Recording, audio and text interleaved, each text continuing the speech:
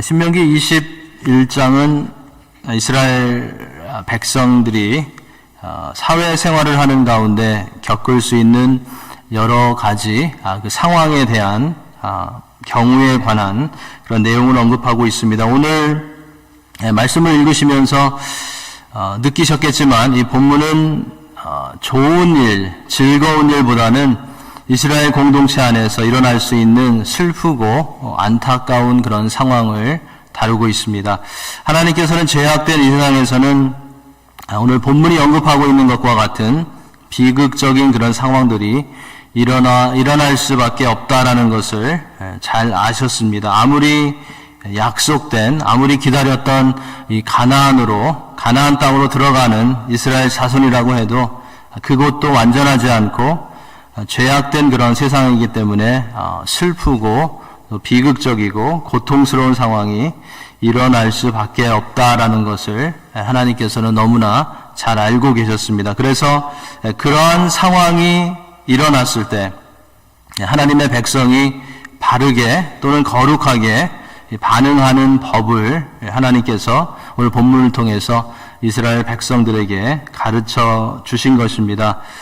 본문에는 모두 이 5개의 상황들이 묘사되어 있습니다. 피사의 사건이 나오고요. 포로된 여자에 관한 사건, 그리고 잘못된 장자 상속 사건, 타락한 아들에 관한 사건, 그리고 처형을 당한 범인에 대한 그런 사건의 내용이 나와 있습니다. 우리가 이 말씀을 읽으면서 기억해야 할 것은 이 규례들은 당시의 상황에 관련해서 주어진 것이기 때문에 우리에게 그대로 적용하기는 굉장히 어렵습니다. 이 말씀을 가져다가 오늘날 우리에게 그대로 적용할 수는 없습니다. 하지만 여기에 나오는 율법들이 추구하고 가르쳐주는 근본 정신이나 그 원리들은 우리가 충분히 배워야 하고 또 우리의 삶 가운데 그대로 적용할 수 있습니다.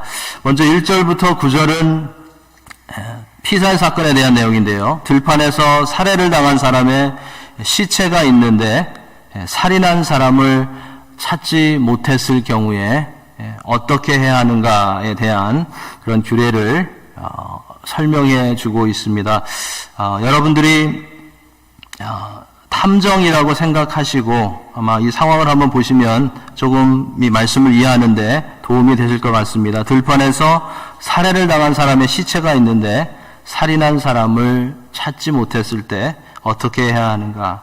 1절이 그렇게 시작하죠. 내 하나님 여호와께서 내게 주어 얻게 하시는 땅에서 혹시 피살한 시체가 들에 엎드러진 것을 발견하고 그 쳐 죽인 자가 누구인지 알지 못하거든.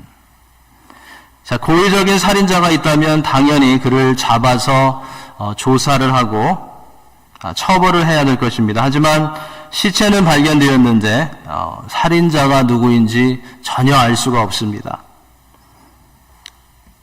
자, 이런 상황에서는 사실은 아무것도 할 수가 없습니다. 현실적으로 조금 범인을 찾아보다가 도저히 클루가 없으면 그냥 그대로 매듭 짓는 것이 맞는 것입니다. 그런데 오늘 본문을 보면 하나님께서는 그냥 그대로 이 케이스를 매듭 지으라고 접으라고 말씀하시지 않습니다. 하나님께서는 그 사건이 일어난 곳에서 가장 가까운 곳에 있는 성읍의 주민 전체가 이 사건에 대해서 공동 책임을 지라고 말씀하십니다. 그리고 대속하도록 그렇게 명령을 하십니다. 자, 이러한 말씀을 따르기 위해서는 이 살인 사건이 난 곳에서 가장 가까이에 있는 이 성읍의 장로들이 행해야 하는 그런 의식이 있었습니다. 그 내용을 우리가 3절부터 9절에서 볼 수가 있습니다. 가까운 성읍에 있는 장로들은 멍에를 매지 않은 암송아지를 잡아서 물이 흐르고 갈지도 심지도 못한 골짜기로 그 송아지를 끌고 가서 사람이 거주하지 않는 곳으로 그 송아지를 끌고 가서 거기서 그 송아지의 목을 꺾어야 했습니다. 암송아지의 목을 꺾은 것은 하나님 앞에서 고의적인 살인에 대한 벌을 상징하는 것이었습니다. 살인자는 목이 꺾인 송아지와 같은 그런 벌을 받는 것이 마땅하다라는 것을 보여주는 것이었습니다. 그 후에 장로들은 이 목을 꺾은 송아지 위에서 손을 씻었습니다. 그리고 자기 성읍의 백성들은 이 살인죄와 무관하고 그것을 아무도 목격하지 못했다라는 것을 맹세해야 했습니다. 그리고 나서는 무고하게 죽은 자의 피에 대한 책임이 자신들에게 임하지 않도록 기도해야 했습니다. 8절 한번 보시기 바랍니다. 그 내용이 나옵니다. 여호와여 주께서 속량하신 주의 백성 이스라엘을 사하시고 무죄한 피를 주의 백성 이스라엘 중에 머물러 두지 마옵소서. 이렇게 기도하면 신실하신 하나님께서 백성을 용서해 주셨던 것입니다. 자, 이러한 의식은 무죄한 사람의 죽음에 대해서 공동체가 어떻게 반응을 해야 하는가를 가르쳐 줍니다. 공동체는 무죄한 사람의 죽음과 같은 사건에 대해서 외면하지 말아야 하고 관심을 가져야 하고 자신을 점검해 보는 그런 기회로 삼아야 한다라는 것을 이 부분이 우리에게 가르쳐 줍니다. 이 본문에 나오는 이 밝혀지지 않은 살인자는 자신이 저지른 이 범죄에 대해서 분명한 그런 책임이 있습니다. 그런데 우리가 공동체적으로 생각을 해보면 이 사건에 대해서는 그 사람만 책임이 있는 것이 아닐 것입니다. 그가 속한 가정에 책임이 있습니다. 그가 속한 가정이 이 사람을 따뜻하게 대해주었다면 어떻게 되었을까? 그가 속해 있는 그 사회가 그의 말을 들어주고 그를 사랑해 주었다면 이런 일이 일어났을까?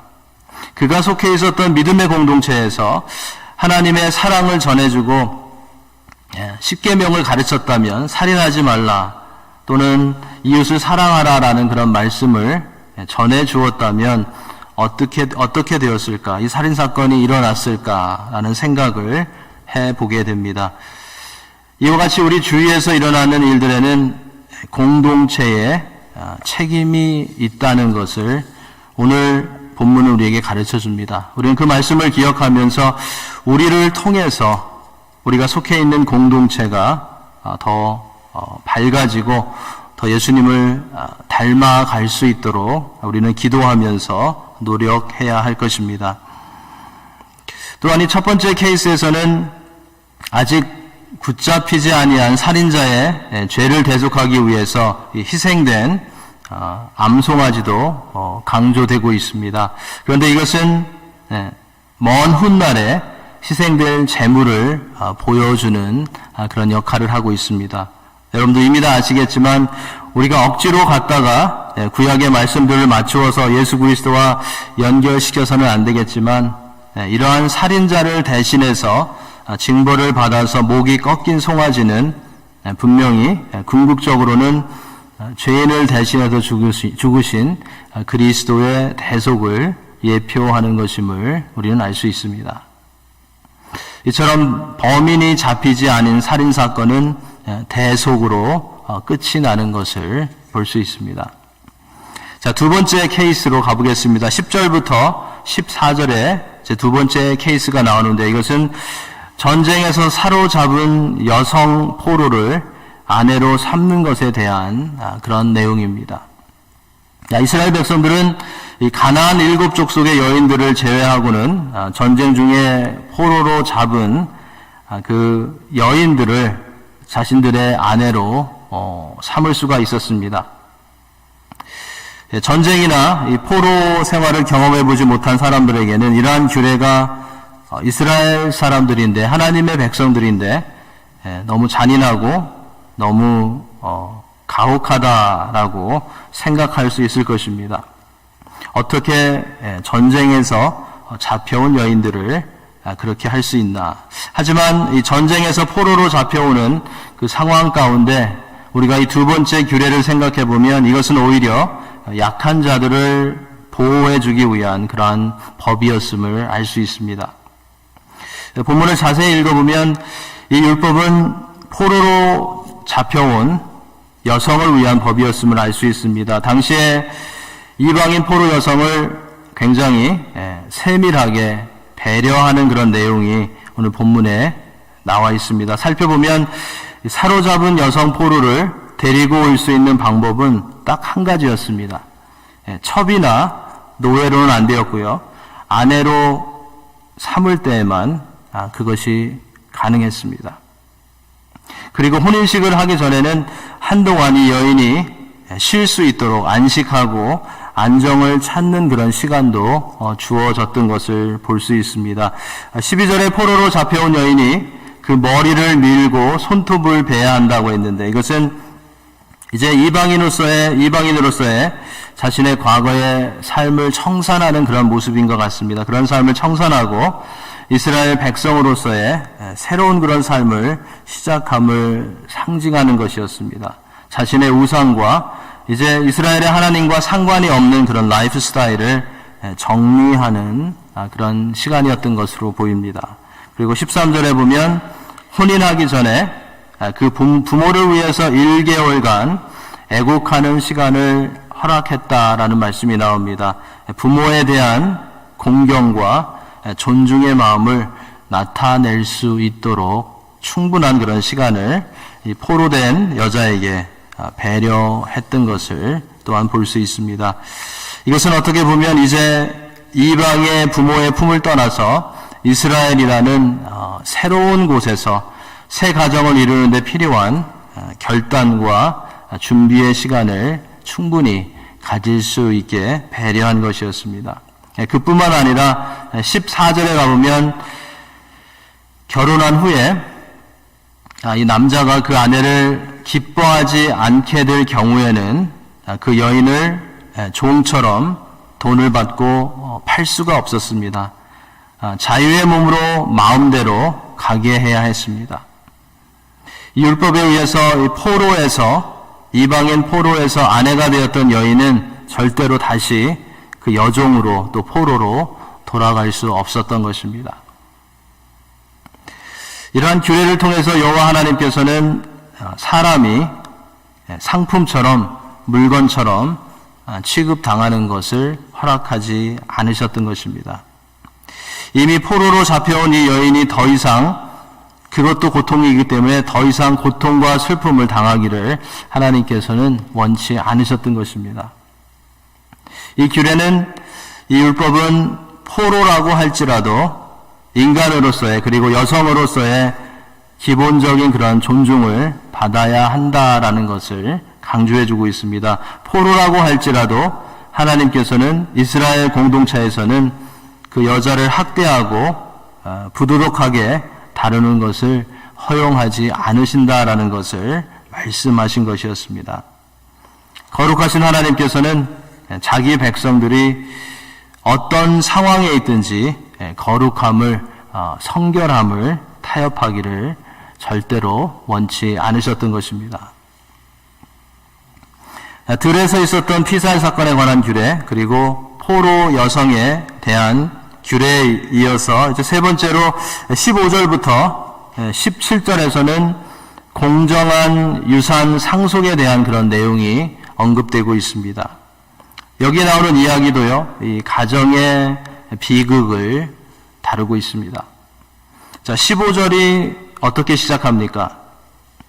자, 어떤 사람이 두 아내를 두었는데, 그렇게 시작을 합니다. 여기에서부터 문제가 보입니다. 그죠? 어떤 사람이 두 아내를 두었는데, 이런 말씀을 보면 이 당시 이스라엘 사회에서는 일부 이처가 일반적이었던 것 같습니다. 그게 유행했던 것 같습니다. 하나님이 기뻐하시지 않으셨지만 이 당시에는 그것이 유행했던 것 같습니다. 이 두 번째 케이스에서 문제가 되었던 것은 장자권입니다. 재산권, 돈입니다. 남편은 두 아내 중에서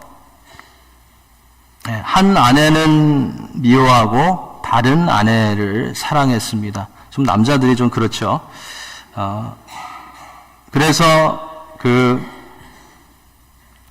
두 아내가 낳은 아들 중에서 자기가 사랑하는 아내의 아들을 장자로 삼아서 소유권을 주려고 했습니다. 원래는 자신이 미워하는 아내의 아들이 장자인데 자신이 미워하는 아내의 아들이 장자여서 이 더블 포션을 받아야 했는데 그것을 바꾸려고 했던 것입니다. 이 남자가 좀 줏대가 없었던 것 같습니다. 오늘 본문에 나오는 제 생각에는 자기가 사랑하는 아내의 말을 듣고 여자의 말을 듣고 그렇게 하려고 했던 것 같습니다. 특별한 또는 이 독특한 남편들 빼고는 보통 아내의 말을 듣게 되어 있습니다. 아마 성경에서도 구약에서도 그런 모습이 보입니다. 여자의 말을 듣고 장자권은 자기가 사랑하는 여자의 아들에게 주려고 했던 것 같습니다. 자, 이러한 케이스에 대해서 오늘 본문은 부모가 공정해야 한다라고 말해줍니다. 16절, 17절에 나오는 말씀입니다. 우리 16절, 17절 한번 같이, 좀 복잡한데요. 그래서 16절, 17절 말씀을 같이 한번 읽어보겠습니다. 자기의 소유를 그의 아들들에게 기업으로 나누는 날에 그 사랑을 받는 자의 아들을 장자로 삼아 참 장자 곧 미움을 받는 자의 아들보다 앞세우지 말고 반드시 그 미움을 받는 자의 아들을 장자로 인정하여 자기의 소유에서 그에게는 두 몫을 줄 것이니 그는 자기의 기력의 시작이라 장자의 권리가 그에게 있음이니라. 반드시 미움을 받는 자의 아들을 장자로 인정하라고 그렇게 말씀합니다. 장자의 권리가 그에게 있다라고 공정하게 하라고 말씀하고 있습니다. 하나님께서는 이 규례를 통해서 부모는 자녀에 대해서 편견이나 편애를 가지고 대하지 말고 율법에 따라서 하나님 말씀에 따라서 공정하게 장자에게 속해 있는 권리대로 두 몫을 줄 것을 그렇게 말씀해 주십니다. 아버지는 자신의 감정과 유익에 따라서 변덕스럽게 행동하지만 하나님께서 정하신 율법은 그렇게 변덕스럽지 않다라는 것을 여기서 말씀해 줍니다. 하나님께서 정하신 율법은 사람의 마음과 감정에 의해서 변할 수 있는 것이 아니다라는 것을 여기서 보여주고 있습니다. 하나님의 말씀은 한 아버지와 아내와 남편의 마음이 어떠하든지 그 말씀대로 이루어져야 한다라는 것을 우리는 이 규례를 통해서 배우게 됩니다. 하나님의 자녀들은 하나님의 말씀에 대한 해석이 변덕스러운 왔다 갔다 하는 사람들의 그런 감정에 흔들리는 것이 아니라 거룩하시고 의로우신 하나님의 진리의 말씀 그대로 이해하고 순종할 수 있는 그런 부분에 대해서는 양보하지 말아야 할 것입니다. 그러한 진리를 지키는 부분에 있어서는 우리가 고집이 있어야 할 것입니다. 다른 데는 우리가 고집을 피우지 않아도 진리의 말씀을 지키는 것에서는 우리가 좀 강한 고집이 있어야 될 것입니다. 네 번째로 18절부터 이제 21절에서는 아들에 대한 이야기인데요. 타락한 아들에 대한 그런 규례가 주어집니다. 바로 전에서는 좀 변덕스러운 아버지에 대한 내용이었는데요. 여기에서는 타락한 아들 때문에 부모가 고통을 당하게 돼서는 안 된다라는 그런 말씀이 주어지고 있습니다. 여기에서 언급되고 있는 이 불순종하는 아들을 처형해야 한다라는 그런 내용은 굉장히 가혹하고 어떻게 보면 말이 되지 않는 것처럼 들립니다.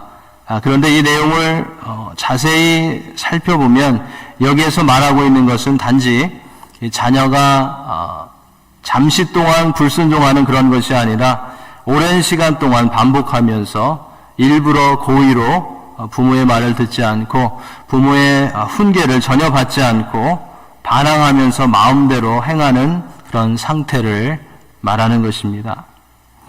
엘리 제사장, 엘리의 아들들의 모습을 생각하면 오늘 본문과 잘 매치가 될 것 같습니다. 아버지의 말을 듣지 않았습니다. 제사장으로서 하나님께 드리는 제물을 빼앗돌리고 도둑질했습니다.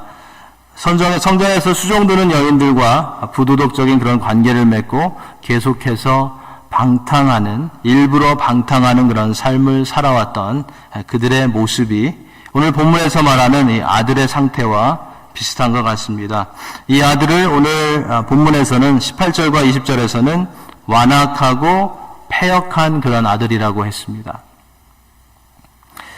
자, 부모는 이 아들을 장로들 앞으로 데려가야 했고 그 성읍의 모든 사람들이 그를 돌로 처형해야 했습니다.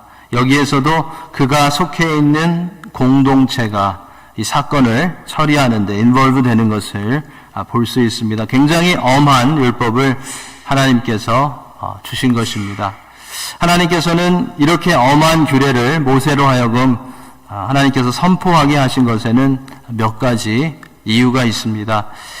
첫 번째로 자녀가 계속해서 부모에게 순종하지 않고 반항하는 것은 다섯 번째 계명을 일부러 내 부모를 공경하라라는 다섯 번째 계명을 일부러 지속적으로 위반하는 것이었고 그것은 하나님께 불순종하고 하나님께 도전하는 것이었습니다.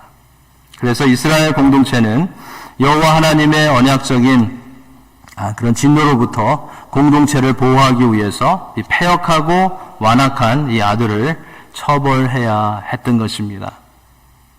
둘째로 하나님께서는 이 땅의 부모를 공경하는 것을 통해서 하늘의 아버지를 공경하는 것을 배울 수 있게 하셨습니다. 그렇기 때문에 하나님께서는 부모 공경 계명을 아주 중요하게 다루셨던 것입니다. 우리가 십계명을 나눌 때 하나님을 향한 계명, 또 사람에 대한 그런 계명으로 나눌 때 어느 때는 이 다섯 번째 계명을 사람에 대한 그런 계명이 아니라 하나님에 대한 그런 계명으로 나누기도 합니다. 왜냐하면 부모를 공경하는 것을 통해서 우리가 하나님 공경하는 것을 배울 수 있기 때문입니다. 그리고 부모 공경과 이 순종의 법이 무너지면 어떻게 하나님을 실제적으로 공경할지도 모르는 것이고 또 그러다가 보면 공동체의 질서도 무너질 수 있기 때문에 하나님께서는 이것을 굉장히 엄하게 다루시고 경고하셨던 것입니다. 우리가 알고 있는 한 구약 성경에서는 실제로 이스라엘의 아들이 이러한 범죄 때문에 돌에 맞아서 죽었다, 그런 처형을 당했다라는 증거는 찾아보기가 힘듭니다. 여러분들 성경을 읽으시다가 그런 내용이 나오면 한번 알려주시기 바랍니다. 그래서 이 규례는 실제로 일어난 일을 말한 것은 아닌 것 같습니다.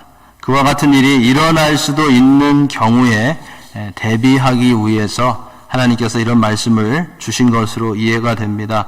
그리고 아주 엄하게 경고함으로써 자녀가 하나님께서 세워주신 하나님을 배울 수 있는 그 부모를 거스리는 삶을 살지 않도록 하기 위해서였던 것으로 이해가 됩니다. 지금까지 본문에서 범인을 알 수 없는 살인사건에 관한 규례, 포로로 잡혀온 여인을 대하는 그런 규례, 변덕스럽지 않은 유산 상속에 대한 규례, 그리고 불순종하고 패역한 아들을 대하는 규례에 대해서 살펴보았는데요. 자, 이러한 내용들을 보면서 우리 하나님은 자신의 백성들에게 참으로 관심이 많으시다라는 것을 깨닫게 됩니다. 사소한 것까지 많은 관심을 가지고 계시다라는 것을 깨닫게 됩니다. 구약 시대에도 하나님께서 이스라엘 백성들에게 그렇게 하셨다면 신약 시대에 살고 있는 영적인 이스라엘인 교회에게 또 우리들에게는 하나님께서 얼마나 큰 관심을 가지고 계실까, 이 말씀을 보면서 생각해 보게 됩니다. 우리에게 하나님께서 너무나도 큰 관심을 가지고 계시기 때문에 우리에게는 소망이 있다라는 것을 이 말씀 가운데 생각해 보게 됩니다. 끝으로 22절, 23절은 범죄하여서 처형된 사람의 시체를 나무 위에 매달 때 밤새도록 그 시체를 나무 위에 달아두지 말라라는 그런 규례가 언급되는 것을 볼 수 있습니다. 범죄자의 시체를 나무에 매단다라는 것은 여러분들이 잘 아시는 대로 하나님께 저주를 받았다라는 것이었습니다. 그리고 범죄자의 결국이, 범죄자의 끝이 그렇게 된다라는 것을 사람들에게 보여주는 것이었습니다. 그렇게 함으로써 범죄를 막기 위한 그런 수단이었던 것입니다. 그런데 이렇게 사람이 처형되었을 때 그 시체를 오랫동안 나무에 달려있게 하면 그 시체는 야생 동물과 까마귀의 먹이가 될 수 있고, 또 그렇게 되면 희생된 자의 가족이나 친구들이나 희생된 자가 속해 있는 이 공동체가 상당한 정신적인 그런 충격과 고통을 받게 될 수도 있었던 것입니다. 하나님께서는 범죄자의 가족이 이 범죄자가 처형된 후에도 계속해서 그러한 고통 가운데 살아가는 것을 원치 않으셨던 것입니다. 그래서 이 범죄자가 형벌을 받고 처형을 당했으면 그 시체를 해가 지기 전에 내려서 장사하도록 했던 것입니다. 자, 여기에서도 죄값을 치르고 처형당한 사람의 가족의 미래를 생각하시는 그런 하나님의 자비하심을 우리는 볼 수 있습니다. 그리고 23절의 말씀처럼 또 다른 이유는 나무에 달렸다는 것은 하나님께 저주를 받은 것이기 때문에 해가 저물기 전에 이 시체를 내려서 하나님이 기업으로 주시는 그 땅을 더럽히지 말아야 했습니다. 그러한 이유도 거기에 있었던 것입니다. 이 배경이 신약에 와서 죄인들을 위해서 처형당하신 십자가에 달리신 예수님을 설명하는데 언급이 되었습니다. 바울 사도가 그렇게 언급을 했습니다. 바울 사도는 그리스도의 죽음에 대해서 기록하면서 아마도 이 신명기에 나오는 말씀들을 생각했던 것 같습니다. 갈라디아서 3장 13절에서 이렇게 말합니다. 그리스도께서 우리를 위하여 저주를 받은 바 되사 율법의 저주에서 우리를 속량하셨으니 기록된 바 나무에 달린 자마다 저주 아래에 있는 자라 하였습니다. 예수님은 하나님의 아들이시지만 죄인들을 위해서 범죄자로 우리의 죄에 대한 벌을 받으셨습니다. 우리의 죄를 위해서 저주를 받아서 나무에 달리셨습니다. 이러한 율법에서 말하는 법들을, 모든 요구사항들을 예수님께서는 완전하게 십자가에서 이루심으로써 단번에 대속적인 그런 죽음을 통해서 완전한 용서와 영원한 그런 구속을 이루셨던 것입니다. 나무에 달린 자는 하나님께 저주를 받은 것인데, 죄가 없으신 예수님께서 하나님께 저주를 받은 이유는 우리를 위해서 십자가에 달리셔서 우리가 받아야 하는 저주를 대신 받기 위해서였던 것입니다. 오늘 본문이 보여주는 규례 가운데 우리가 몇 가지 중요한 그런 교훈을 얻게 됩니다. 하나님의 자녀로 부름을 받은 우리는 세상에서 거룩하고 성결한 그런 삶을 살아내는 그런 책임이 주어졌다라는 것을 기억해야 하겠습니다. 그리고 우리가 그러한 삶을 세상에서 살아갈 때에만 세상에서 빛의 역할을, 소금의 역할을 할 수 있게 된다라는 것을 잊지 말아야 하겠습니다.